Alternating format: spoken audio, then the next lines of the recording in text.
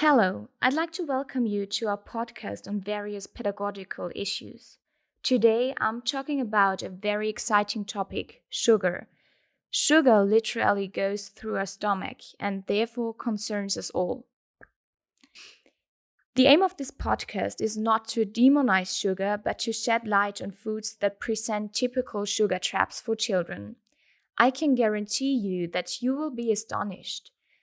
Very often, it's the foods in which we wouldn't expect to find so much sugar that are very high in it.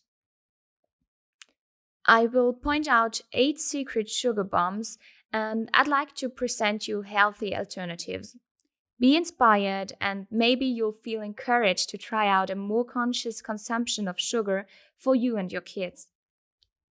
The World Health Organization recommends that free sugar makes up less than 10%, ideally even less than 5% of the daily energy supply. Unfortunately, the reality is different, but not because we are careless in the selection of what we and our children are eating. No, I would even say that most parents are very observant of what they are offering their children to eat. The problem is the hidden sugar. What happens when children eat too much sugar? As we all know, sugar is bad for our teeth as it promotes tooth decay. Additionally, sugar can also lead to overweight. Consuming too much sugar can cause certain diseases such as high blood pressure, diabetes, and obesity. Sugar might also be the reason for physical and psychological unease. Sugar can make children extremely lively or also floppy and tired. How can we detect all those sugar traps? I call them sugar traps because we wouldn't expect to find such a high amount of sugar in those products. Advertisements play an important role in how we perceive foods. Just think about how much advertisement is displayed everywhere. Parents as customers might be helplessly lost in this jungle of commercials in which children's emotions are exploited for purchase patterns. Products are combined with toys, coloring pictures, prize competitions, or lotteries. With such lures, it's only natural that children demand exactly these products. I will now pinpoint these 8 product categories containing hidden sugar, and I'm curious whether you knew about them. I personally wasn't aware of them before dealing with sugar in more detail. I'd like to start with fruit juice as sugar trap number 1.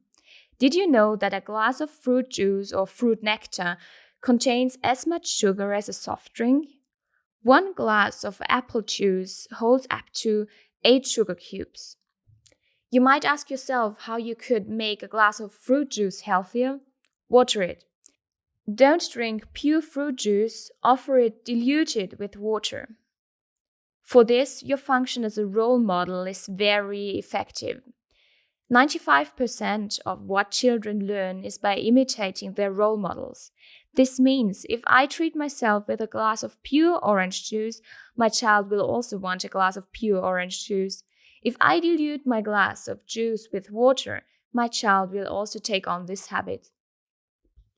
The second sugar bomb are squeezies, smoothies packed up in pouches for toddlers and older kids, filled with fruit pulp. Some squeezies cover half of children's daily requirement on sugar. A healthier alternative would be a piece of fruit. Real fruits don't only have advantages regarding the nutrients. For instance, blending fruits leads to a loss of fibers, which are important for our digestion. The chewing of fruits also promotes certain motor skills of the mouth and the tongue, and by that supports the natural speech development of children. Thirdly, a typical sugar bomb can be found in cookies for babies and children. You can also find sugar-free alternatives in the supermarket. When looking for them, please keep in mind that biological products don't necessarily contain less sugar. The best idea would be to bake such cookies oneself and to freeze them so that you always have some at home as a backup. The next sugar bombs I'd like to talk about are hidden in fruit yogurts, puddings, and curd creams.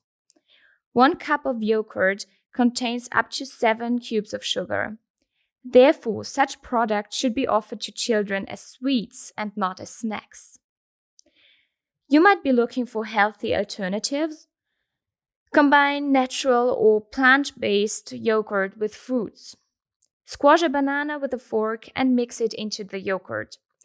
You can also add a spoon of self-made jam, and within a very short amount of time, you'll have a healthy alternative. Another sugar trap is presented by breakfast cereals. Funny packaging is one of the main reasons why children want you to buy them. By mixing them with oats, millet, or buckwheat flakes, you can create a healthier breakfast for your children. You could also buy sugar-free chocolate drops and add them to the cereals. You should also pay special attention to everything that's called crispy. Whenever a product is called crispy, there is a lot of sugar in there. For instance, there are about 6 cubes of sugar in 1 cup of crispy cereals.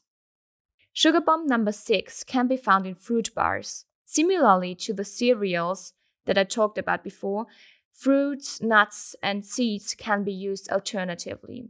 When buying such foods, please also watch out for regional and seasonal products. Also, keep in mind that dry fruit contains way more sugar than fresh fruit. A bowl of raisins makes up about 12 cubes of sugar. A sugar bomb that many people would not expect comes to light in convenience foods.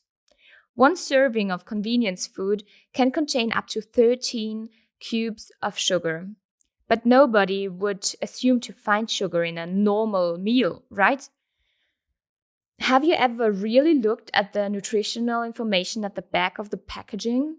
Using convenience products is absolutely okay. However, you could combine them with healthy side dishes. Also, ask your kids what they would like to add to certain convenient foods. They might be more creative and think of foods that adults would not think of. Maybe they'll inspire you to try out something new. The 8th and last sugar bomb I want to present to you are smoothies. 1 big cup of a smoothie might hold up to 20 cubes of sugar. We don't expect so much sugar in it because it's something that we drink, even though a smoothie consists of blended fruits. Fruits, in contrast, would be perceived as a snack. For this reason, you could try to eat your smoothie with a spoon. You can consciously take time with your child and give your smoothie a special touch, for instance by adding green vegetables. By that, you will also lower the sugar content of your smoothie. All in all, I want to make clear that a general sugar ban is absolutely counterproductive. As parents, we should exemplify a healthy and conscious way of dealing with sweets that can be trained and realized by our kids. Children might have different phases, but do your best to stick with your attitude towards a healthy diet. Your kids will be thankful someday. And maybe one day you'll experience that your children will implement what you've always tried to convey.